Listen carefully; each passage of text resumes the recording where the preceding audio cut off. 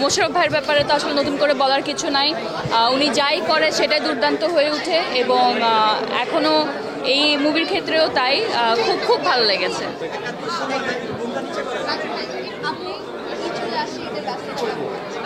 আমার ব্যস্ততা, আমি আসলে ঈদের জন্য আলাদা করে কোনো কাজ করতে পারিনি। আমার একটা কাজ আগে করা ছিল, ওই কাজটাই রিলিজ হবে। আচ্ছা, ঠিক আছেন আপনি? না না না, লাগে না, নো প্রবলেম। ঈদের জন্য আলাদা করে আমি কোনো কাজ করতে পারিনি। বেস্ট ফ্রেন্ড 2.0 আমার কিছুদিন আগে শ্যুট করা ছিল, ওই কাজটা এবার ঈদে আপনারা দেখতে পারবেন। ঈদের প্রথম দিন, হোপফুলি সন্ধ্যা 7টায়। দুই পরিবার নিয়ে প্রথমবারের মতো ঈদ করব, এটাই প্ল্যান এখন পর্যন্ত।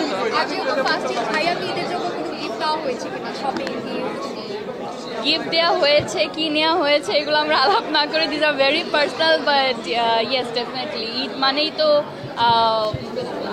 আমি দেখি একটু পুরো সিস্টেম নষ্ট করে